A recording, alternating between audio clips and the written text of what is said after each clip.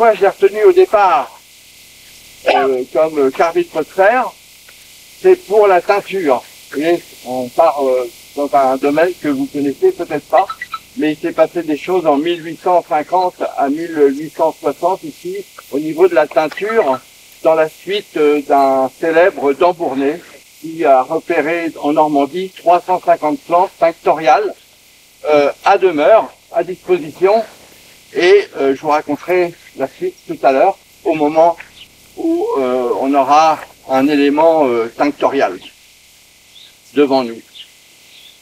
Donc l'idée, c'est de vous conduire dans le village, des villas qu'on appelait comme ça villas. Donc Carville, c'est villa déjà, et c'est Cari. Donc c'est sûrement un Scandinave venu avec d'Estout, donc Estouteville, Valmont, Fécamp, tout ça, ce sont des compagnons de Rollon et qui ont pris des terres. Donc, à un moment donné, la commune s'est appelée Terra Carvilla. Donc, avant d'être une seigneurie religieuse, elle n'a jamais été seigneurie d'un noble, mais elle a été seigneurie, donc avec une justice, avec la dîme, etc. Donc, c'est cette histoire-là que je vais vous raconter. On voit une belle baie géminée qui est la spécificité de l'art roman.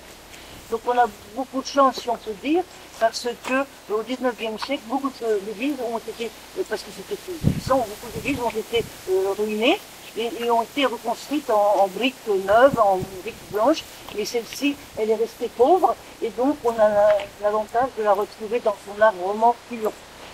Elle a été agrandie au XIXe siècle, 1878, qui est une date derrière le chœur, que l'on voit et qu'on voit bien comment dirais-je, masquée, parce qu'elle est en pierre blanche, mais toute la partie qui est dans son dos, c'est la nef et le chœur. Alors, on va avancer un petit peu. Il faut savoir que si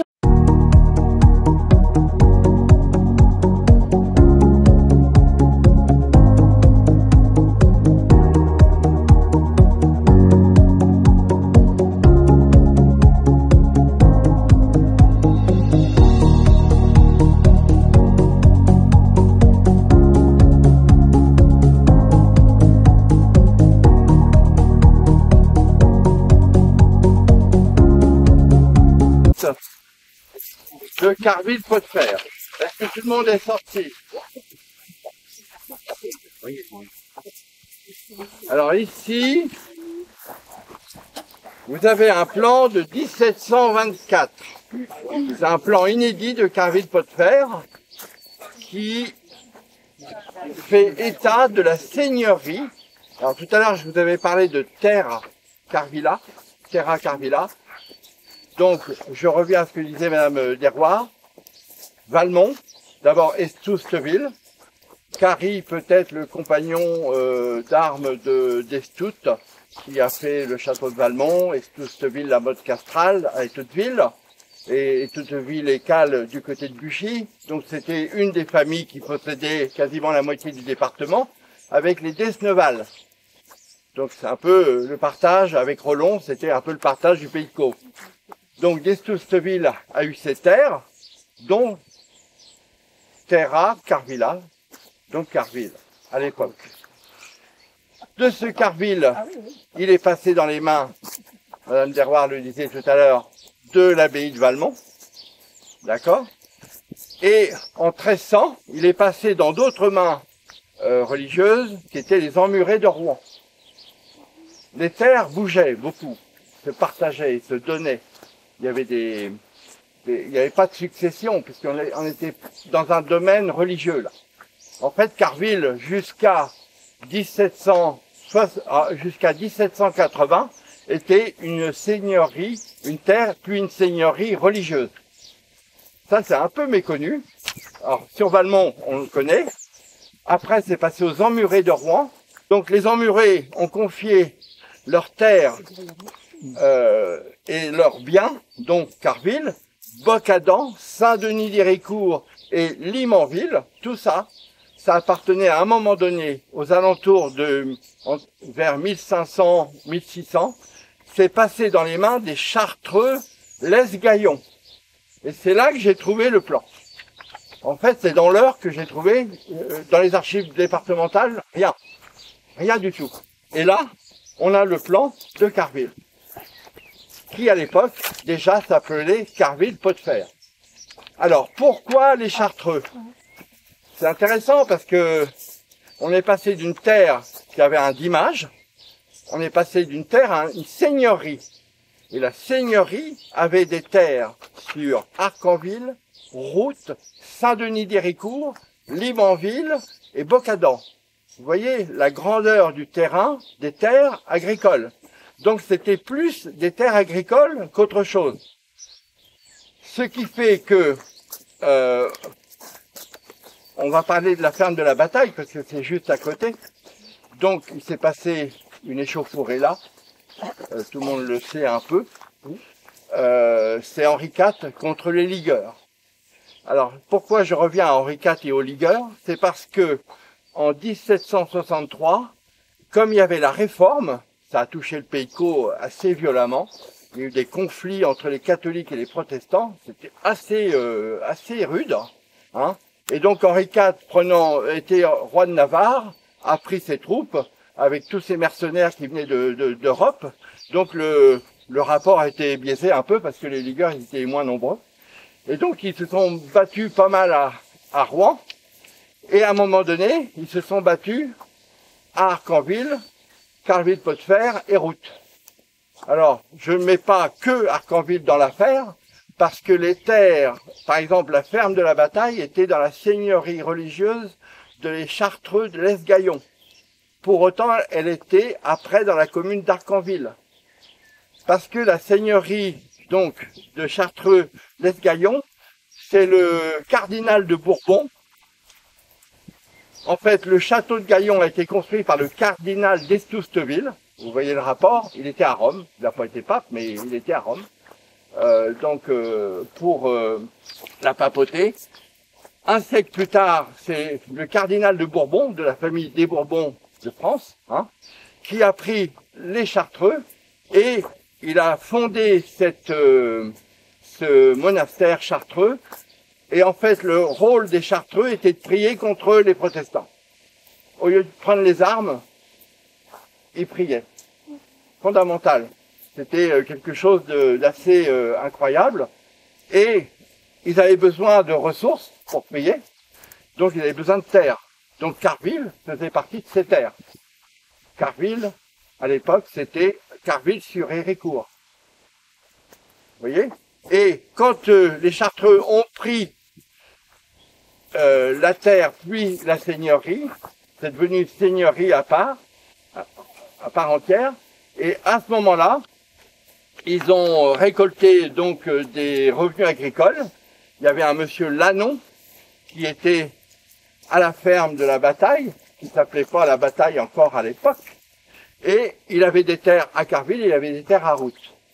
Donc ce monsieur Lannon était chargé de récolter les biens agricoles pour les Chartreux. Donc Carville n'a jamais été, à part depuis la Révolution française, une commune. Avant, c'était une terre et une seigneurie. Et vous aviez dans Carville, excusez-moi, vous aviez, merci, l'église est là, si vous la voyez bien. Là. La mare, elle est là, en face. Et ici, vous aviez le carreau, comme on dit dans le pays de Caux, la place du village. Alors aujourd'hui, le carreau, c'est les maisons que vous voyez là-bas. Le carreau n'existe plus. Mais la place du village était là. Le carreau. Donc on est dans un autre village, vous voyez bien, qu'aujourd'hui. Tout à l'heure, on va vous parler de la motte. C'est un élément supplémentaire qui date donc des Vikings, hein, des conquêtes vikings sur le pays. Donc vous voyez que le village a été rattaché dans l'Eure aux Chartreux. Ça, c'est indispensable à comprendre parce que c'est ça qui donne l'origine du mot Carville-Pot-de-Fer. Avant, Attendez, on parlait pas de Carville pot de fer. Grande parenthèse, Oui. parce que là, il faut faire un autre chapitre. Oui. Parce que tout le monde se demande, bon, Carville, vous l'avez expliqué, Carville, hein. Tout le monde dit Carville pot de fer, mais pourquoi quatre pot de fer, voilà. Donc, en fait, jusqu'au 19e siècle, avec l'abbé Cochet, on parle on a découvert un pot de fer qui est au pot de fer. Il y avait une auberge qui s'appelait pot de fer. Il y avait voilà. Donc ça n'a jamais été complètement éclairci, alors qu'on savait que Carville s'appelait avant Carville sur Héricourt. Donc Carville sur Héricourt, ça c'est jusqu'au 18e siècle à peu près, mais pendant longtemps on a mis les deux noms. Sur certaines cartes c'est marqué Carville sur Héricourt pot de fer, et d'autres fois c'est marqué Carville pot de fer. Donc en fait, la transition a été très longue, en fait. Hein. Donc, et puis, dernièrement, enfin, il y a 4-5 ans, j'ai vu, en feuilletant des livres avec des gravures de l'abbaye de Valmont, que Nicolas d'Estouteville était enterré avec son pot de fer. Mais en fait, son pot de fer, c'est pas du tout un pot. C'est un casque. Alors ça change tout. Et donc c'est pas un pot comme on l'imagine, c'est un pot mais qui a la forme un peu ronde comme un pot. Et donc moi j'en étais là et ça m'allait bien puisque l'abbaye de Valmont, l'abbaye de l'église de Carville dépendait de Valmont et le Nicolas d'Estouteville avait son casque. Donc moi, jusqu'à présent, je vous ai toujours parlé de cela, comme ça, de tout le monde. Et maintenant, vous allez nous dire que ça s'appelait Carville pot de fer. Voilà. Alors là, donc en fait, ça a toujours à voir avec le fer, pas le fer des Calettes, parce que les Calettes, le fer c'était à Fécamp et c'était à Saint-Aubin-Routot. Oui, c'est ça. Hein? Alors, pour ce qui nous concerne, pour Carville pot de fer, en fait c'est très précis, je vais vous le lire comme ça, c'est plus simple. Donc, dans les premières années de la seigneurie des Chartreux de Gaillon, il y a eu des procès-verbaux d'arpentage, évidemment, pour les terres de Carville et Limanville, mais Saint-Denis d'Héricourt et aussi Boccadan, qui appartenaient donc à la Chartreux de Neuville-les-Gaillons de 1612 à 1772. Donc vous voyez l'émergence de la fin de la bataille dont les premiers bâtiments dateraient de 1612 ou 1620, on est dans cette époque. Donc il y a eu un changement dans la paroisse et dans le village. Donc il y a eu un bail à fief des fermes de Carville et Limanville, passé à Dom Noël Maurice, prieur de la Chartreuse, à Saint-Georges Jacques Lanon, laboureur à Arcanville, mais qui avait des terres dans la seigneurie de Carville, de Carville, moyennant une rente annuelle de 9500 pots de bled, donc de blé, on est d'accord, valant 420 boisseaux. C'était l'unité de mesure. De bled, froment, pur, loyal, marchand, à raison de 20 pots le boisseau. Alors, les pots, c'était des pots de fer. Ah. Ben voilà. Sinon, je pense qu'on aurait donné le nom du casque bien avant. Et c'est véridique, leur casque ressemblait à un pot. Et en ferraille. Hein. Donc, le pot, je vais vous le montrer. On mesurait dans ces pots les châtaignes et le blé. Et donc, l'unité sous le boisseau, c'était le dimo, puis le pot. Double litre et litre. Alors, vous savez, comme dans le lin, il y avait des mesures qui disaient qu'on remplissait une unité de mesure du lin et la mesure était au-dessus du col. Donc, on mesurait large. Donc, en fait, un litre, ça fait 1,25 et un 2 litres, ça fait environ 2,50. Donc, on garnissait largement le pot de fer pour... Alors, au 19e, c'était des pots en bois cerclés de fer. Donc là, c'est le 19e, et là, c'est avant. Donc, pot de fer, c'est écrit dans la seigneurie de la charte d'échange et de rente concernant Carville. Donc, évidemment que l'auberge a peut-être pris le nom auberge du pot de fer, évidemment. Et comme il y avait beaucoup de pots de fer à remplir, effectivement, ça devenait quelque chose de singulier dans cette seigneurie, dans cette paroisse. Et donc ça, c'est 0,46 mètres cubes en litres, ça fait 46 litres. 46 litres en 20 pots, ça fait 2,3 rases contre double litre en mesure à grains du 17e au 19e. Donc on est dans une époque à la fois seigneuriale, agraire et une monnaie d'échange. On voulait vous montrer le lieu, qui est maintenant un lieu attaché à l'activité agricole toujours, et au cidre récemment avec des nouveaux propriétaires de la mare. Vous avez donc l'attachement au verger, puisque ils ont appelé cette mare la mare aux pommes. Voilà. La garance, c'est la couleur rouge, rouge garance. Donc c'est une plante que peut-être on pourrait trouver, mais je vais aller chercher sur les chemins. C'est plutôt dans les talus, on retrouve encore de la garance. Donc c'est possible que j'en trouve un jour sur les chemins qui vont vers les coteaux. La garance, c'est la racine qu'on utilise pour mettre en poudre pour donner la couleur dans le tissu. Plante naturelle. Dans Bournay, il a trouvé 350 plantes, donc c'était en 1768. Il a travaillé 15 ans pour faire le recensement de toutes les plantes tinctoriales naturelles de Normandie et de Seine-Maritime et du Pays de Caux. Donc, la garance, ce travail qu'a fait dans Bournay a été repris sous Louis XVIII pour être autonome en teinture avant que la chimie arrive. Donc, un essai a été fait en 1854 et a été analysé en 1860. Et le maire, monsieur Le Boucher, était ce cultivateur qui a fait l'essai de garance à Carville-Pot-de-Fer. Aujourd'hui, on pourrait refaire de la garance. J'en suis persuadé. Les coteaux sont calcaires. Il y a du limon, du ravinement, il y a de l'écoulement. C'est parfait pour la garance. Alors, si vous voulez voir les racines, je vous ai amené l'attirail. Vous avez les racines. Au milieu, vous avez les baies noires et les petits copeaux avant d'être réduits en poudre. Et c'est la poudre rouge qui donne la couleur au tissu, la garance.